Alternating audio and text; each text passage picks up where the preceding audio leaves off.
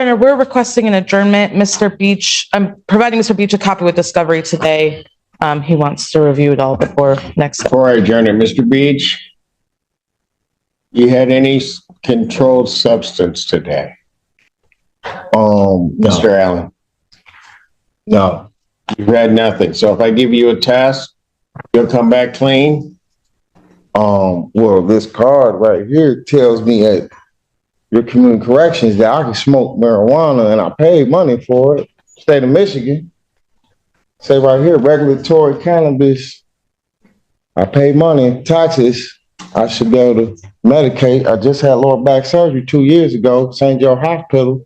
They said either use prescription drugs or use what the state of Michigan provides you, the taxpayers. Mm-hmm. Okay. Would that be the only thing that would show up in your system? That's it, Your Honor. I know.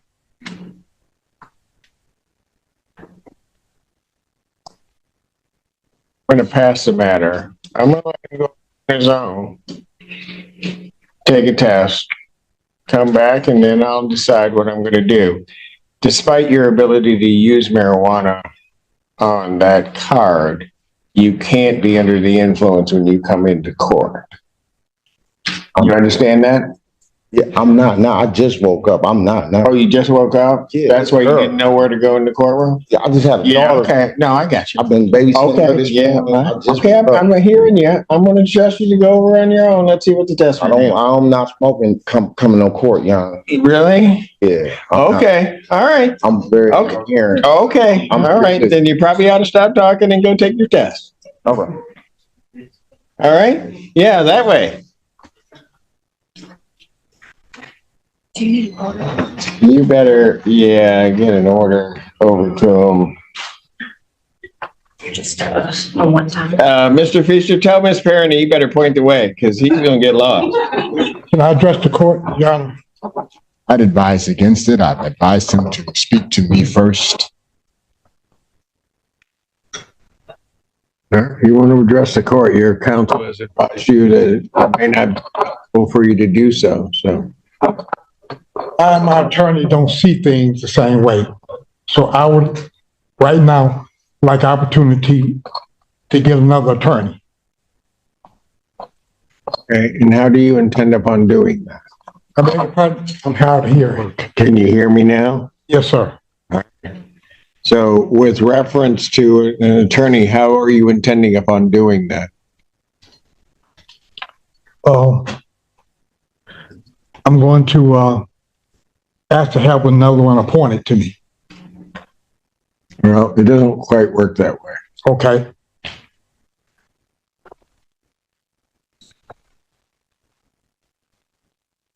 Granted, this is news to me. I did see Mr. Edwards yesterday, and there seemed to be no issue.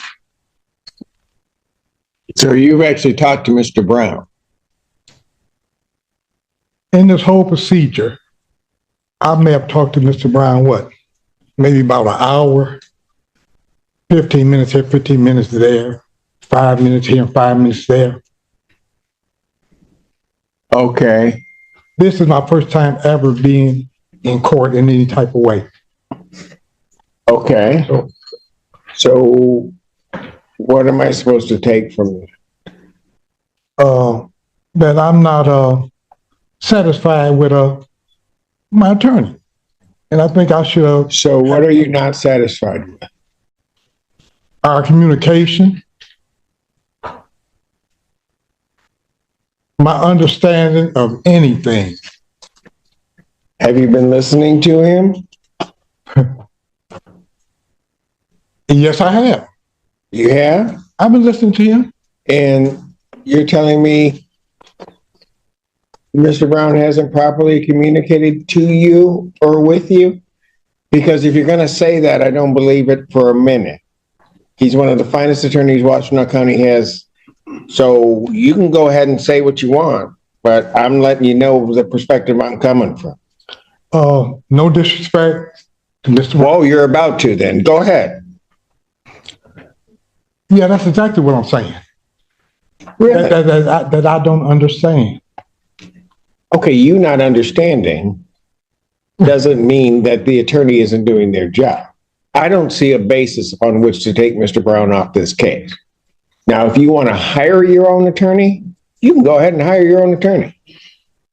Okay, that'll be the next procedure that I'll try to do then. So you're going to try to hire your attorney. How much time you need to do that?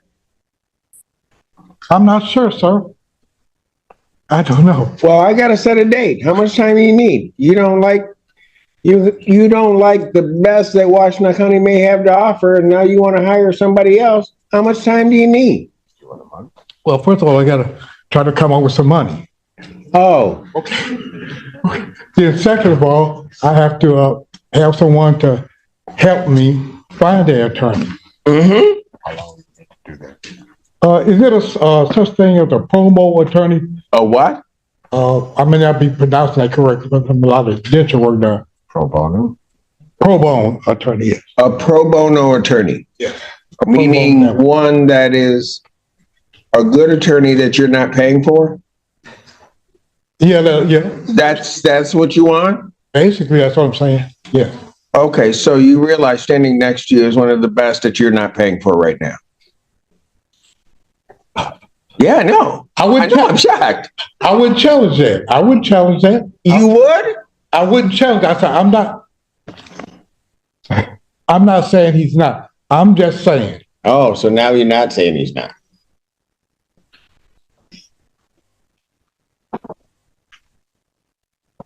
I've said what I've said. Mm-hmm.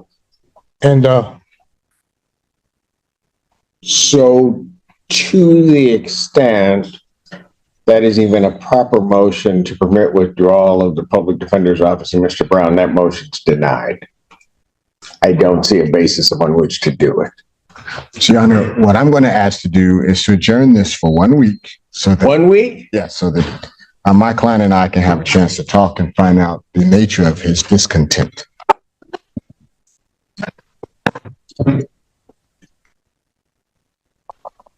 Probable cause conference will be adjourned. 1 week as what, the 6th? June 6th, 2024.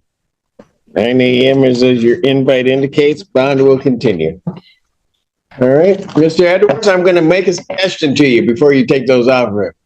beg your pardon? I'm going to make a suggestion to you. Yes, sir. Rather than doing a whole lot of thinking yourself, when Mr. Brown comes and talks to you, maybe you ought to listen to him.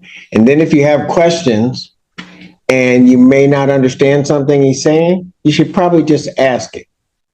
And then you'd have probably a better understanding of what's going on, and we don't have to go through this again.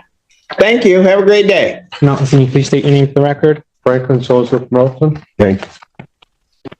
Your Honor, we are asking for an adjournment in this matter as well. The adjournment is as a result of, we sent a request for consideration for an offer to the prosecutor.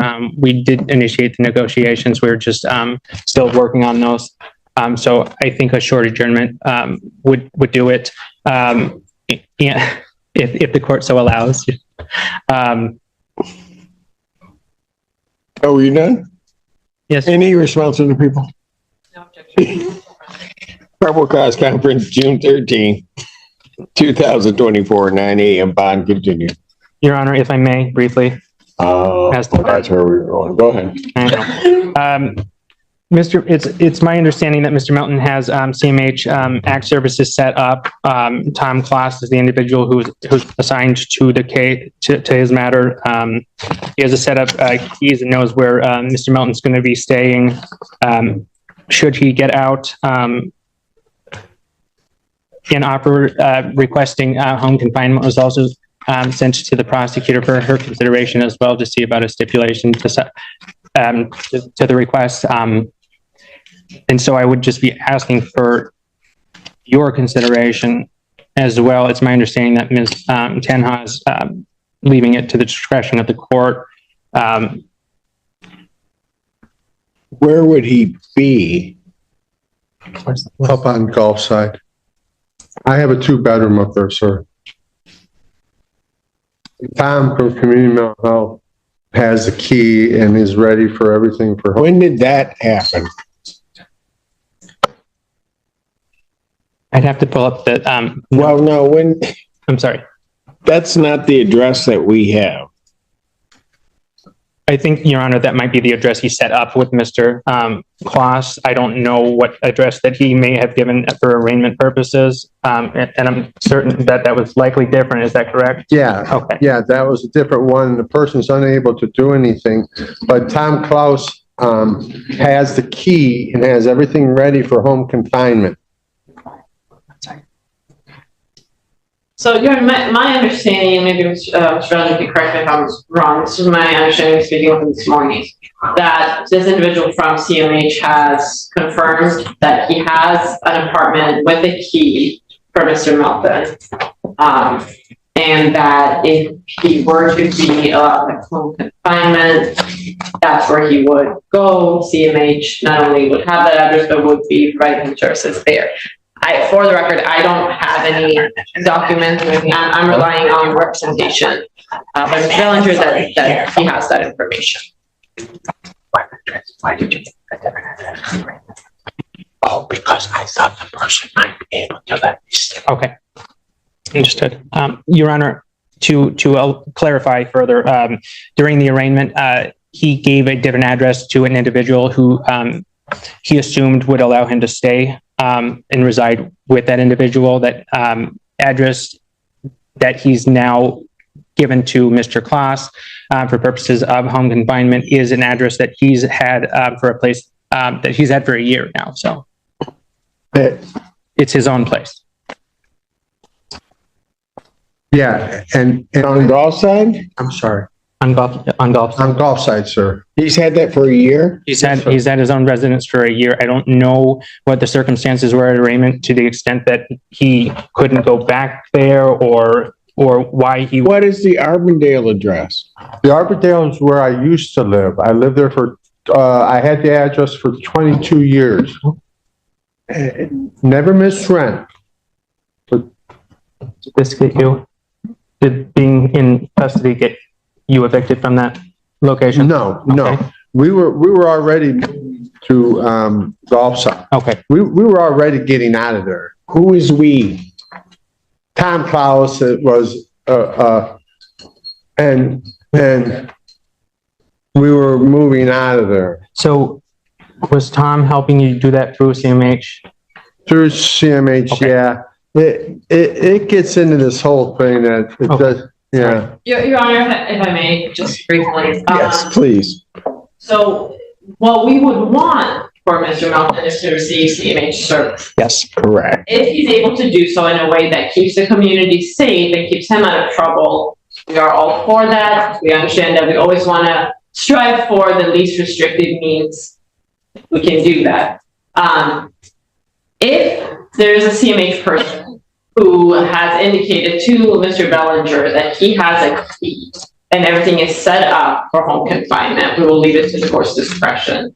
What I failed to ask Mr. Bellinger, and I apologize, is whether he's had direct contact with the CMH person, or if this is all relying on Mr. Melton's explanation, because there obviously have been some issues with that in the past. So if we can kind of clarify on the record that Mr. Bellinger has been in direct contact with Mr. Klaus with CMH and has received information from him that Mr. Klaus has a key to an apartment that is ready, that would be appropriate for home confinement. We will leave it to the court's discretion. Your Honor, it's my understanding that Ms. Baltima from our, the social worker from our office has had and been working with him and has had that direct contact. I have not personally had the direct contact, however, someone from my office has. Okay, so here's what I'm going to suggest. I'm going to, at this time, deny your request. Okay. However, I'd suggest that you work with the prosecutor's office, get that information to them. You've heard their position. And I Certainly. think that's an appropriate position, that if there's some place that's safe that is appropriate for home confinement, that's fine. But right now, I don't have anything concrete that says he has an apartment on Gulf Side, and there's a lot of them there. Understood. All right. Thank you. And this, right here, is where courtrooms turn into masterclass debates in logic. The judge is basically asking, are you under the influence right now? And Mr. Beach responds with the classic, I have a card, therefore I'm allowed. But here's the twist, having a cannabis card doesn't mean you can show up to court high. What do you think, should medical use ever excuse courtroom impairment, or is the judge right to draw a line? Let me know below.